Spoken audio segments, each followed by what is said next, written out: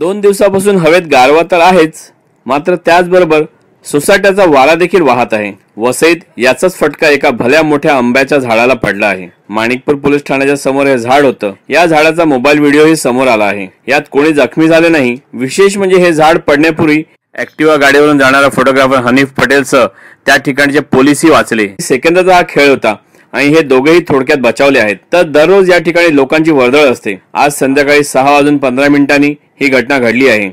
या झाडांची फांदीही खूप मोठ्या होत्या। बाजूच्या एका गाडीवर या झाडाची फांदी पडल्याने गाडीचं देखील नुकसान झालं आहे। तर हे झाड पडल्यावर संपूर्ण रस्ता बंद झाला होता। तर या झाडाच्या खाली उद्या 26 जानेवारीची परेड होणार होती।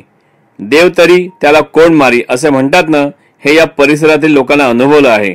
कारण नेहमी गजबजलेल्या परिसरात झाड पडण्याच्या वेळी कुणीही नव्हतं। नागरिकांनी या घटनेला पालिकेला जबाबदार धरलं आहे। पालिकेने धोकादायक झाडांची पाहणी केली नाही, मात्र या घटनेतून तरी पालिकेने काही शिकून इतर झाड तोडली पाहिजे। माझे नाव ॲडव्होकेट हरीश गौड आहे। काय सांगेल? इथे आज मी माणिकपूर पोलीस स्टेशनच्या इथे आलेलो आणि सुदैवाने मी वाचलो इथे झाड पडला, खूप जुनं झाड आहे। हे नगरपालिकेने बघितलं पाहिजे की किती जुनं झाड आहे आणि देखरेख केली पाहिजे, त्याची छाटणी केली पाहिजे। नगरपालिकेने दुर्लक्ष केल्याने आज खूप मोठा अपघात झाला असता, पण ते सुदैवाने ते वाचले लोक आणि साईडला ते कार उभी होती, ती कार डॅमेज झालेली आहे आणि 2-3 बायका जात होती, ते पण त्यांना आवाज आला ते पळाले जोरात, तर त्यांना पण त्यांचा अपघात झाला असता। तर हे सर्व नगरपालिकेचा दुर्लक्षामुळे झालेलं आहे। ते नगरपालिकेने योग्यरित्या सर्व झाडं बघितली पाहिजे आणि ते टाईम टू टाईम कटिंग केली पाहिजे आणि असं पुढे काय दुर्घटना होऊ नये हे लक्ष दिलं पाहिजे।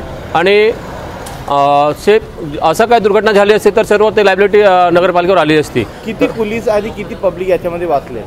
ह्याच्यामध्ये कमीत कमी 10-15 पोलीस इथे आजूबाजूला उभे होते आणि पब्लिक जात होती।